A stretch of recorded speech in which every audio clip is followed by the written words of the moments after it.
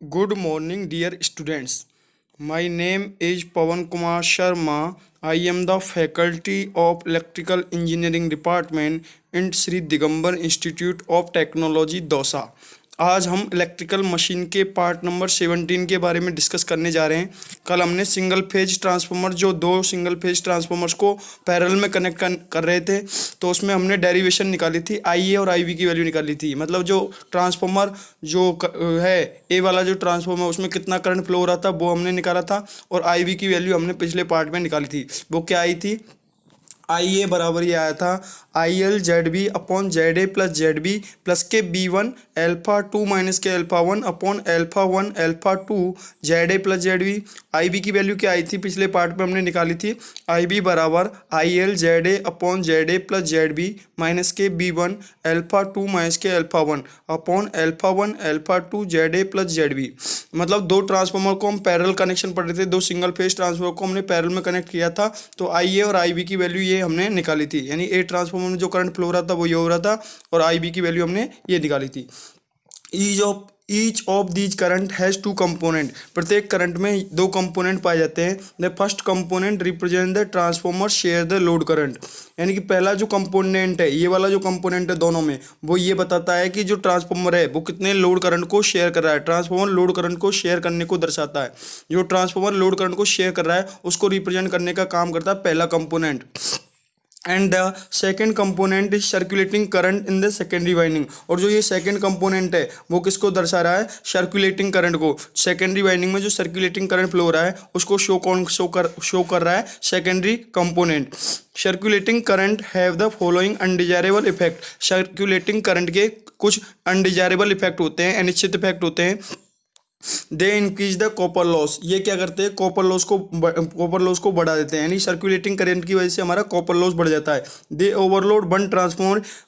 ये क्या करते हैं? एक ट्रांसफार्मर को ओवरलोड करते हैं and reduce the permissible load के वी ए। और लोड के वी ए की वैल्यू है उसको परमिशिबल वैल्यू तक उसको रिड्यूस कर देते हैं। अब आता है हमारा equal voltage ratio. In order to eliminate circulating currents the voltage ratio must be identical. यदि हम सर्कुलेटिंग करंट को एलिमिनेट करना चाहते हैं तो वोल्टेज रेशियो कैसे होने चाहिए? आइडेंटिकल होना चाहिए। दैट इज एल्फा वन बराबर एल्फा टू। यानी एल्फा वन किसके बराबर होना चाहिए? एल्फा टू के। Under this condition I A बराबर क्या आ जाएगा? Z V I L upon Z A plus Z B. यहाँ पे जो सर्कुलेटिंग करंट वाला कंपोनेंट है उसको मैंने इक्वेशन नंबर 4 और 5 में मैंने क्या कर दिया? उसको हटा दिया, मतलब रिमूव कर दिया। तो आई ए की वैल्यू क्या आ जाएगी? अंडर इस कंडीशन के अंतर्गत जब हमने सर्कुलेटिंग करंट को हटा दिया है तो उस टाइम पे आई ए की वैल्यू क्या आ जाएगी? Z B I L upon Z A plus Z B. और आई बी की वैल्यू क्या आ जाएगी? इसमें से भी सर्कुलेटिंग करंट वाला कंपोनेंट हमने हटा दिया है, तो आई बी की वैल्यू क्या आ जाएगी? Z A I L upon Z A plus Z B. This is the equation number 7। तो I A upon I B का रेशियो निकालेंगे तो किसके बराबर आएगा? Z B upon Z A के बराबर। यहाँ से आई ए इक्वेशन 6 भाग इस इक्वेशन 7 करेंगे हम, तो I A upon I B का रेशियो निकल के आएगा। वो कितना आएगा? Z B upon Z A. अब देखो इक्वेशन 6 भाग इक्वेशन 7 मैंने करके बताया है। आई ए की वैल्यू कितनी थी? Z B I L upon Z A plus Z B. इसी तरीके से आई बी का डिवाइड कर दिया इसमें। आई बी की वैल्यू कितनी है? Z A I L upon Z A Z B, Z A plus Z B. तो देखो इक्वेशन 6 भाग इक्वेशन 7 करोगे तो ये आ जाएगा Z A plus Z B से Z A plus Z B cancel out हो जाएगा। तो I A upon I B बराबर किसके आ जाएगा? Z B I L upon Z A I L के। तो आई एल से आई एल कैंसिल आउट हो गया, तो I A upon I B किसके बराबर आ गया? Z B upon Z A के। This is the equation number 8। Equation 8 shows that transformers current are inversely proportional to that transformer impedances। यानी equation ये दिखा रही है कि जो ट्रांसफॉर्मर के जो करंट है वो क्या है? इनवर्सली प्रोपोर्शनल है ट्रांसफॉर्मर इम्पीडेंस के। देखो यहाँ पे आई ए अपॉन आई बी है, यहाँ पे क्या है? Z B upon Z A. इसका मतलब क्या हुआ? ट्रांसफॉर्मर के जो करंट है ए और बी ट्रांसफॉर्मर में जो करंट फ्लो हो रहा है वो इसके जो ट्रांसफॉर्मर का जो इम्पीडेंस है उसके इनवर्सली प्रोपोर्शनल है। यानी ट्रांसफॉर्मर में जो करंट फ्लो हो रहा है वो ट्रांसफॉर्मर के इम्पीडेंस के इनवर्सली प्रोपोर्शनल है। आल्सो आई ए को जेड ए से मल्टीप्लाई कर दिया तो आई ए जेड ए बराबर I B Z B. This is the equation number 9। Multiply equation 6 and 7 by common load voltage multiply equation 6 and 7 by a common load voltage B L changes current into volt amperes. यदि equation 6 और equation 7 को एक common load voltage B L से हम क्या करते हैं, multiply कर देते हैं, तो बी एल के द्वारा मल्टीप्लाई कर देते हैं, changes current into volt ampere, तो करंट चेंज होकर किस में आ जाएगा, वोल्ट एम्पियर में आ जाएगा। किस में आ जाएगा, वोल्ट एम्पियर में। तो देखो हमने क्या किया है, इक्वेशन नंबर कौन सा है, 6 और 7 को हमने क्या किया है, मल्टीप्लाई कर दिया बीएल के द्वारा। इक्वेशन 6 और 7 को बीएल के द्वारा मल्टीप्लाई करेंगे तो इधर आ जाएगा बीएल आई ए, और इधर मल्टीप्लाई करेंगे तो ये आ जाएगा। तो देखो क्या है, BL I A B L I A बराबर एस एल बराबर क्या आ जाएगा, बी एल आई एल मतलब टोटल लोड वोल्ट एम्पियर, और एस ए बराबर क्या होता है, बी एल आई ए यानी volt ampere of transformer A. S B बराबर बी एल आई बी मतलब volt ampere of transformer B. तो आई ए बराबर क्या होगा, आई ए बराबर क्या है, Z B I L upon Z A plus Z B. I A बराबर क्या है, आई ए बराबर क्या है, Z B I L upon Z A plus Z B. तो यहाँ पे देखो क्या करना है हमको, इसको मल्टीप्लाई किससे करना है, दोनों तरफ हमको मल्टीप्लाई किससे करना है, बी एल के द्वारा मल्टीप्लाई कर देते हैं। ये जो इक्वेशन नंबर 6 है इसको हम क्या करते हैं, बी ए के द्वारा मल्टीप्लाई कर देते हैं दोनों तरफ, सॉरी बी ए नहीं, बी एल के द्वारा मल्टीप्लाई कर देते हैं। तो बी एल के द्वारा मल्टीप्लाई कर दो तो B L I A upon Z B, B L I L upon Z A plus Z B. तो बी एल आई ए ये क्या बन गया, volt ampere of transformer A मतलब ऐसे बन गया ये, और ये क्या बन Z B upon Z A plus Z B, तो जो कि क्यों into B L I L, ये क्या बन गया, total load volt ampere S L बन गया। तो इसकी जगह क्या रख दिया मैंने, S L. This is the equation number 10। Now we can use equation 7। अब हम क्या करेंगे, इसी तरीके से इक्वेशन 7 को उपयोग में लेंगे। तो इक्वेशन 7 को मल्टीप्लाई किसके द्वारा करेंगे, वही बी एल के द्वारा मल्टीप्लाई करेंगे। Now multiply equation 7 by common load voltage B L on both side. दोनों तरफ हमको क्या करना है, इक्वेशन 7 को बी एल के द्वारा मल्टीप्लाई करना है। तो मल्टीप्लाई कर दो तो बी एल आई बी इधर करेंगे तो बी एल आई बी हो जाएगा, इधर क्या हो जाएगा, Z A B L I L upon Z A plus Z B. तो बी एल आई बी क्या हो गया, volt ampere of transformer B मतलब एस बी हो गया। इसकी जगह क्या लिख सकता हूँ, S B Z A upon Z A plus Z B, तो जो कि त्यों ये वाला पार्ट तो जो कि त्यों, और बी एल आई एल क्या हो गया, टोटल लोड वोल्ट एम्पियर। तो इसकी जगह क्या लिख सकता हूं मैं, एस एल लिख सकता हूं, बी एल आई एल की जगह तो लिख दिया। This is the equation number 11। अब देखो इक्वेशन 10 भाग इक्वेशन 11 हम करेंगे तो क्या आ जाएगा हमारा, इक्वेशन 10 भाग इक्वेशन 11 करेंगे, डिवाइड करेंगे इक्वेशन 10 को इक्वेशन 11 के द्वारा, S B upon S A upon S B बराबर किसके आ जाएगा, Z B upon Z A के। This is the equation number 12। तो S A upon S B बराबर हमने डिवाइड किया है, देखो दोनों इक्वेशनों को डिवाइड किया है। तो डिवाइड करेंगे तो ऐसे कि ऐसे बराबर क्या आया था हमारा, Z B upon Z A plus Z B into S L आया था, और एस बी का डिवाइड कर दिया इस वाले इक्वेशन में। तो एस बी की वैल्यू क्या थी, Z A upon Z A plus Z B into S L. तो यहाँ से क्या हुआ, एस एल से एस एल कैंसिल आउट हो गया, तो क्या बच गया, Z B upon Z A plus Z B, ये अपोजिट हो जाए उल्टा हो जाएगा, तो Z A plus Z B into Z A में आ जाएगा। तो Z B S A upon S B बराबर क्या आ जाएगा, Z B upon Z A plus Z B into Z A plus Z B upon Z A. तो Z A plus Z B से Z A plus Z B cancel out हो गया, तो S A upon S B की value किसके बराबर आ गई, Z B upon Z A के बराबर आ गई। This is the equation number 12। This is the equation number 12। अब देखो आगे देखते हैं, thus the volt ampere load on each transformer is inversely proportional to its ohmic impedance. इस प्रकार जो वोल्ट एम्पियर लोड है प्रत्येक ट्रांसफॉर्मर पर वो इसके ओहेमिक इंपीडेंस के प्रोपोर्शनल है।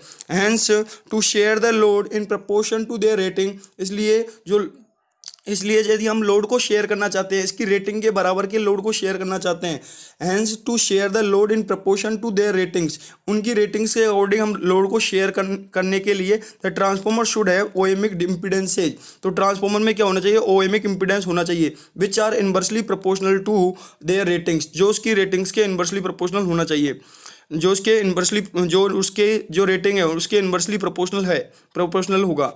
In terms of per unit values की टर्म में द अबोव स्टेटमेंट में बी एक्सप्रेस्ड एज फॉलोज। दिए हुए स्टेटमेंट को इस तरीके से हम एक्सप्रेस कर सकते हैं, the transformer should have equal per unit impedances in order to share the load in proportion to their volt ampere rating. यानी ट्रांसफॉर्मर है वो should have equal per unit impedances in order to share the load. यानी transformer में load को share करने के लिए अपनी वोल्ट एम्पियर रेटिंग के प्रोपोर्शन के अकॉर्डिंग जो उनकी जो वोल्ट एम्पियर रेटिंग है उनके अकॉर्डिंग जो लोड की प्रोपोर्शन शेयर करने के लिए उनका जो पर यूनिट इम्पीडेंसेज है वो क्या होना चाहिए, इक्वल होना चाहिए। क्या होना चाहिए, इक्वल। तो transformer should have equal per unit impedances in order to share the load load को शेयर करने के लिए इसका जो पर यूनिट इम्पीडेंस है ट्रांसफॉर्मर्स का, वो क्या होना चाहिए, इक्वल होना चाहिए in proportion to their volt ampere rating, उनकी वोल्ट एम्पियर रेटिंग के प्रपोर्शन में। आगे देखो, शो बी है पर यूनिट इंपीडेंस बराबर क्या होता है, पर यूनिट इंपीडेंस का फॉर्मूला क्या होता है, actual impedance upon base impedance, यानी जेड पर यूनिट बराबर क्या हो जाएगा, जेड मतलब actual impedance upon Z B is the base impedance. This is the equation number 13। और यहाँ पे जेड है जो किसमें है, पर यूनिट में, यानी मतलब पर यूनिट इंपीडेंस है ये। जेड बराबर यहाँ से निकालेंगे तो Z per unit into Z B हो जाएगा, तो Z per unit into Z B, तो ये वाला जेड बी है बेस, बड़ा वाला कैपिटल बी है ये, तो Z per unit into Z B, तो जेड बराबर क्या आ जाएगा, Z per unit into Z B की जगह क्या लिख सकता हूँ, सिंस जेड बी बराबर होता क्या है, B R upon I R, यानी इंपीडेंस होता क्या है, वोल्टेज अपॉन करंट, तो B R upon I R, Z B की जगह क्या लिख दिया मैंने, B R upon I R. This is the equation number 14। Multiply up and down in right side by I R. अब हमको क्या करना है, राइट साइड में क्या करना है, इक्वेशन नंबर 14 को किसके द्वारा डिवाइड, किसके द्वारा मल्टीप्लाई करना है, नीचे ऊपर और नीचे, अप और डाउन, हमें जो राइट साइड में बी आर के द्वारा हमको मल्टीप्लाई और डिवाइड मल्टीप्लाई करना है। Multiply up and down in right side by B R, यानी हमको मल्टीप्लाई करना है और बी आर का ही क्या करना है, डिवाइड करना है। कौन सी तरफ, राइट साइड। मल्टीप्लाई अप यानी बी आर के द्वारा तो हमको ऊपर मल्टीप्लाई करना है और डिवाइड भी किसके द्वारा करना है, बी आर के द्वारा करना है। तो देखो, multiply and divide by B R in right hand side, है ना, तो मल्टीप्लाई एंड डिवाइड है ये, multiply and divide in right hand side by B R के द्वारा हमको क्या करना है, ऊपर तो मल्टीप्लाई करना है और नीचे क्या करना है, डिवाइड करना है। कौन सी साइड में, राइट साइड में। तो देखो यहाँ पे क्या आ जाएगा, जेड बराबर जेड पर यूनिट, ऊपर मल्टीप्लाई करेंगे बी आर का तो B R into B R हो जाएगा, अपॉन नीचे I R, upon I R तो यही है, जो मल्टीप्लाई किसके द्वारा कर दिया हमने, बी आर के द्वारा। आगे समझ में, यानी नीचे अप और डाउन में हमको क्या करना है, राइट हैंड साइड में जो अप और डाउन है उसमें हमको क्या करना है, बी आर के द्वारा मल्टीप्लाई करना है राइट हैंड साइड में। एक बार और बोल रहा हूँ, multiply up and down in right hand side by B R के द्वारा, जो नीचे और ऊपर बी आर के द्वारा क्या करना है, मल्टीप्लाई करना है राइट हैंड साइड वाली इक्वेशन में। तो ये आ जाएगी, ये वाली इक्वेशन आ जाएगी। तो जेड बराबर क्या हो जाएगा, जेड पर यूनिट, ये बी आर को बी आर से मल्टीप्लाई करेंगे तो B R square upon B R I R. This is the equation number 15। B R I R is the S R. B R I R किसके बराबर होता है, S R के, मतलब रेटेड वोल्ट एम्पियर है, और बी आर क्या है, रेटेड वोल्टेज है। जेड बराबर Z per unit B R square upon ये बी आर आई आर क्या कहलाएगा, एस आर। इसकी जगह क्या लिख सकता हूँ मैं, एस आर लिख सकता हूँ, तो एस आर लिख दिया। This is the equation number 6। अब देखो, Z A upon Z B बराबर, Z A upon Z B बराबर किसके बराबर आएगा, Z A upon Z B, Z A upon Z B बराबर जेड ए पर यूनिट, यानी per unit impedance of transformer A, और जेड बी पर यूनिट बराबर per unit impedance of transformer B. तो Z A per unit क्या आ जाएगा, B R square A upon S R B, कितना आ जाएगा, into S R B, B R square A into S R B. S R क्या है, rated volt ampere है बी वाले ट्रांसफॉर्मर का, और जो B upon Z B per unit कितना आ जाएगा, बी आर बी का square into S R A is the जो volt ampere, rated volt ampere है ए वाले ट्रांसफॉर्मर का वो। तो ठीक है, तो Z A upon Z B बराबर Z A per unit upon Z A B per unit किसके बराबर आ जाएगा, B R square upon B R square dot S R B upon B R B square S R A, B R A का square S R B upon B R B square S R A. तो since S A upon S B बराबर क्या होता है, Z B upon Z A के, तो यहाँ से क्या Z A upon Z B की वैल्यू निकालेंगे तो क्या आ जाएगा, S B upon S A, किसके, तो क्या आ जाएगा, S B upon S A. देखो आगे देखते हैं, अल्फा 1 बराबर अल्फा 2, बी आर ए बराबर B R B, rated voltage of transformer A और rated voltage of transformer B. तो Z A upon Z B बराबर किसके आ गया, Z A per unit, Z A upon Z B बराबर किसके आ गया, Z A per unit upon Z B per unit, S R B upon S R A, S R B upon S R A, हाँ S R B upon S R A. तो ये देखो कैसे आया है, मैं आपको बता देता हूँ।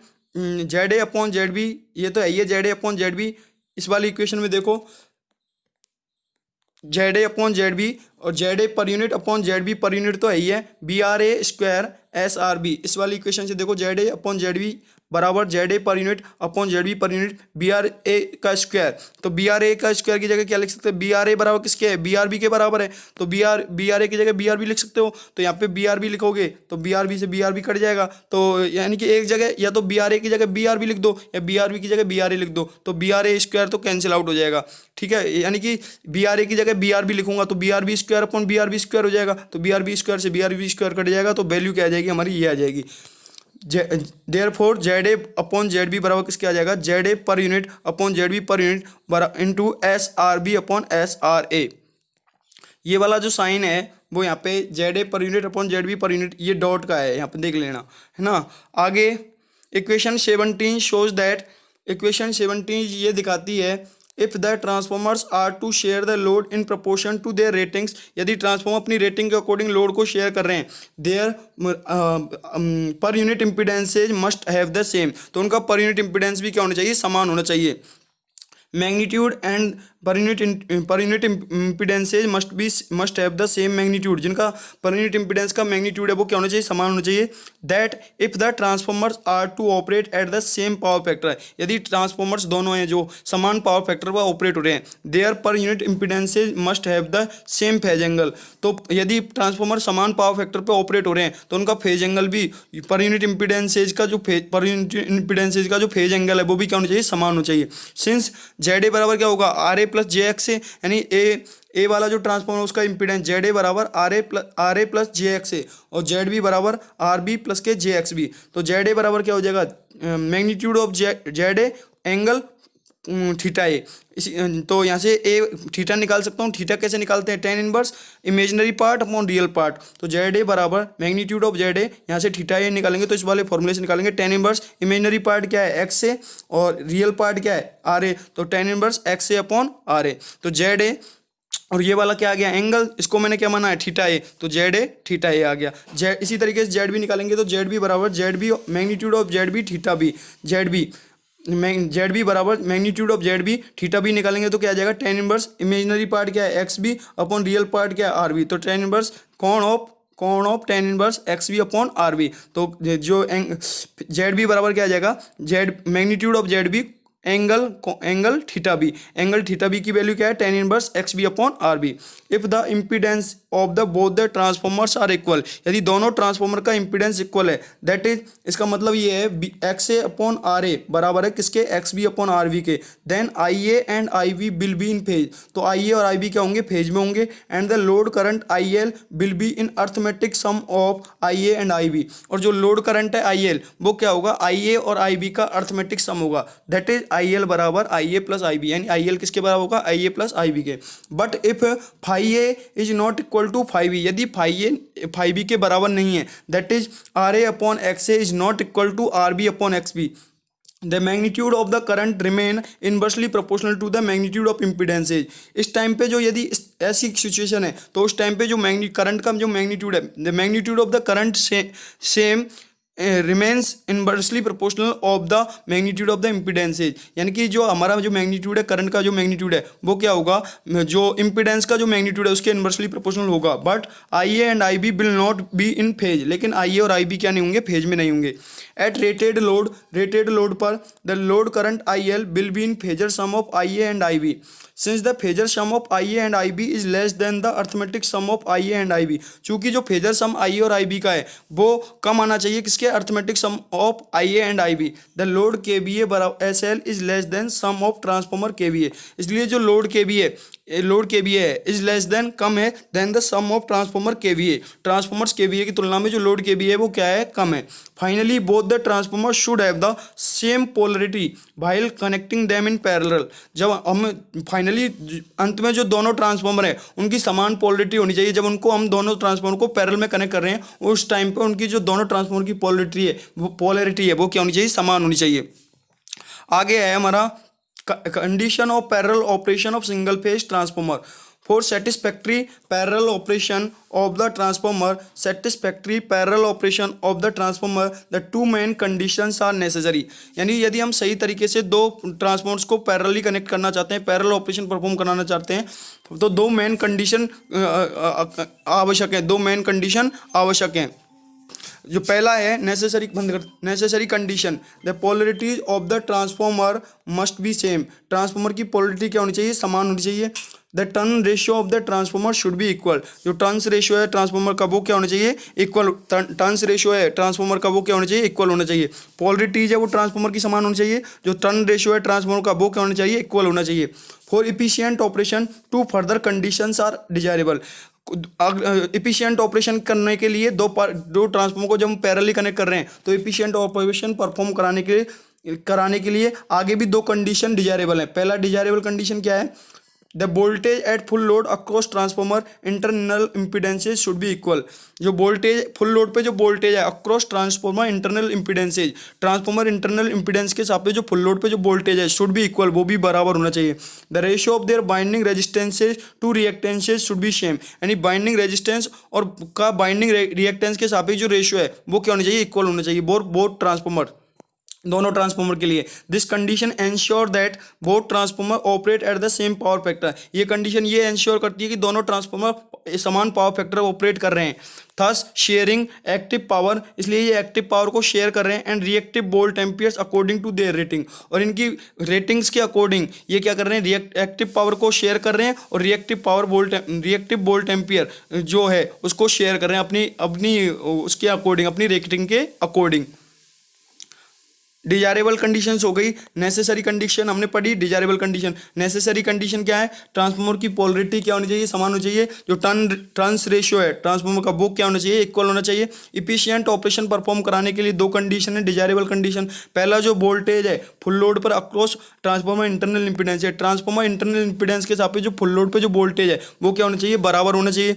दूसरा क्या है? जो बाइंडिंग रेजिस्टेंस का बाइंडिंग रिएक्टेंस के सापेक्ष जो रेशियो है वो क्या होना चाहिए? समान होना चाहिए दोनों ट्रांसफार्मर्स के लिए। ये कंडीशन ये एंश्योर करती है कि दोनों ट्रांसफार्मर समान पावर फैक्टर पर ऑपरेट हो रहे हैं और उसकी वजह से वो एक्टिव पावर जो रिएक्टिव वोल्ट एम्पियर उनकी रेटिंग के अकॉर्डिंग वो शेयर कर रहे हैं।